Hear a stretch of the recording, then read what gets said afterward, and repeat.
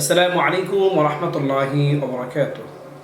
প্রিয় দর্শক শ্রোতাগণ, আপনারা যেখান থেকে আমাদের ইসলামিক অনুষ্ঠানের পাশে রয়েছেন সবাইকে এফকিউ চ্যানেল ও মার্কাজুল উলুম ফাতাহ সেন্টার জয়নাবাড়ি হামাদপুর সাভার ঢাকার পক্ষ থেকে জানাচ্ছি অসংখ্য শুকরিয়া। আব্দুর রহমান নীলফামারী থেকে প্রশ্ন করেছেন। তার প্রশ্ন হলো, রোজা অবস্থায় রোজাদার ব্যক্তি যদি এনজিওগ্রাম করানো হয় তাহলে রোজা ভেঙে যাবে কিনা? বিষয়টি জানালে অনেক অনেক খুশি হব। আব্দুর রহমানকে এই প্রশ্নটি করার জন্য অসংখ্য ধন্যবাদ। তার প্রশ্ন উত্তর হলো, রোজা অবস্থা যদি কোনো ব্যক্তি এনজিওগ্রাম করায় তাহলে ওই ব্যক্তির রোজা ভঙ্গ হবে না। কেননা রোজা ভঙ্গ হওয়ার জন্য যে সমস্ত শর্ত, এর মধ্যে একটি হলো খাবার বা ওষুধ খাদ্যনালীতে পৌঁছানো।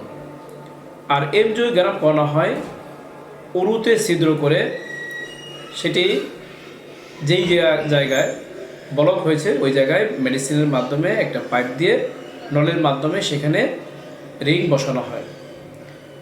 আর রক যেহেতু আর রান যেহেতু এগুলো খাদ্যনালীর সাথে কোনো সম্পর্ক নেই, এই জন্য রোজা অবস্থায় এনজিওগ্রাম করালে রোজাদার ব্যক্তির রোজা ভঙ্গ হবে না। এই অবস্থায় সে রোজা অবস্থায় থাকবে। কেননা এনজিওগ্রাম যেটা করানো হয় সেটির সাথে খাদ্যনালীর সাথে কোনো সম্পর্ক নেই।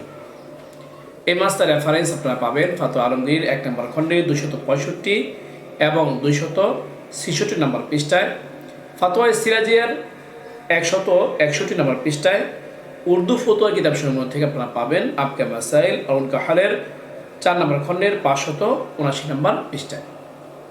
যে মাসের বর্ণনা হলো, আল্লাহ পাক রব্বুল আলামিন আমাদের সবাইকে ভালো করে বুঝে এই মাসেলের প্রমাণ করার তৌফিক দান করুক। এরকম গুরুত্বপূর্ণ ইসলামিক প্রশ্নের উত্তর জানতে চাইলে এখনও যারা আমাদের ইউটিউব চ্যানেলটি সাবস্ক্রাইব করেননি সাবস্ক্রাইব করে নেবেন।